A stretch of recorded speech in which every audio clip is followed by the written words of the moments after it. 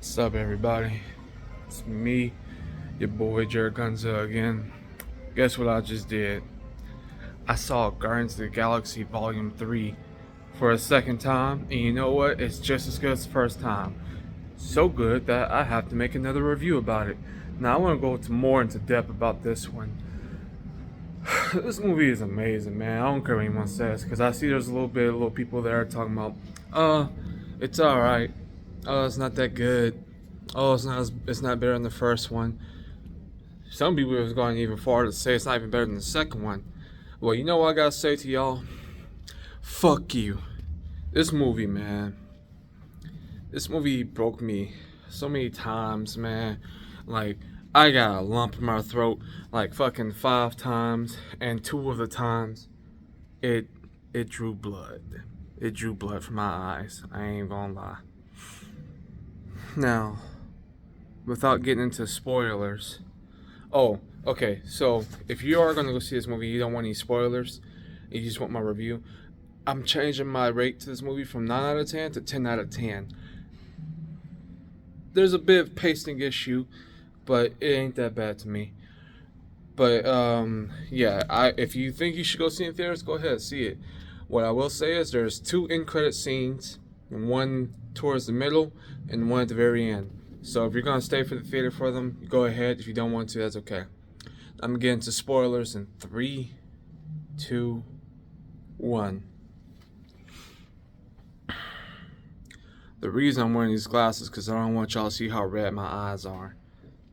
This was too much for me, far too much for me. Uh,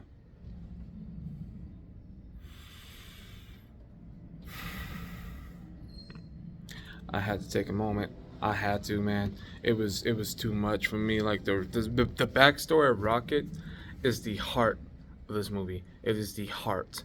And then, like I said, this is spoilers at this point. So basically, we're seeing flashbacks through Rocket's mindset, so to say, because at the beginning of the movie they're attacked by Adam Warlock. And let me say, Adam Warlock, when he came on the scene, that nigga, man, he was the enforcer. He was fucking people up.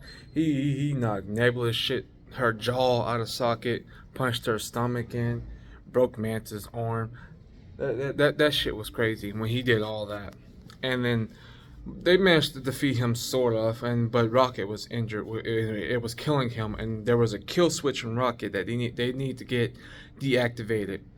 Come to find out, the kill switch is made by the High Evolutionary who created Rocket, in case anybody goes poking around the side of Rocket. Now, the High Evolutionary wants Rocket because Rocket is by far the most singular, best creation he's ever made. The High Evolutionary is a sick motherfucker. He is a sick motherfucker, let me tell you that. He experiments on things that are significantly weaker than him, and that's just the whole get up of the film.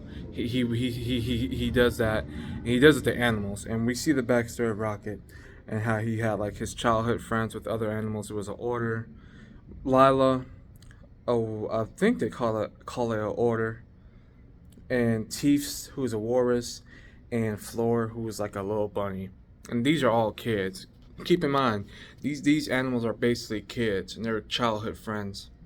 And when Rocket makes a break, helps High Evolutionary make a breakthrough in his creation, where he thought that they were all going to go to the New World, come to find out that High Evolutionary did not want to take Rocket and his friends to the New World, and he was going to disintegrate them and dissect Rocket, because Rocket thought of something that the High Evolutionary didn't even think of. So the High Evolutionary was like, kind of. But anywho, when Rocket was trying to help his childhood friends escape, the High Evolutionary the, one of the worst things you could have in a hero movie is a villain who predicts what the superhero is going to do and counter-reacts it. As soon as Rocket broke Lila out, the High Evolutionary shot Lila and said, I thought you might do something like this. And let me say, the cry from Rocket he was giving when his love interest died, the cry was gut wrenching. That's where I drew my first tear from in that movie. That was my first tear right there. And then, the Rocket, he fucked High Evolutionary's face up and everything. That was like a straight from a horror scene, you know. And then his people came in trying to shoot Rocket. Instead, they shot the Walrus and the bunny behind him, and they were dead. And oh my god, bro, I love this movie, but man, it drained me emotionally with the story of Rocket. I also love this movie for the themes it has in it, or like just the subtle story. This is a story about accepting your faith and accepting who you are, because we see all the Guardians member have problems accepting with who they are, their flaws. This movie is telling you that we might all have flaws, but you have to accept who you are and be proud of who you are. And I love this movie. This movie shows that is something that we all should grow more of, but it also shows us that it's something that we should restrain at a certain point, because the High Evolutionary, and he believed in himself. He believed in him. Everything he does or touches, where he creates is gold. And so I think this movie does show a good side of both positive self-love and negative self-love, toxic self-love, so to say. And I also want to give a shout out to John Murphy for the soundtrack. This music was amazing. It was just beautiful. Yeah, man. I have no problems with this movie. I just want to make it more into depth detail.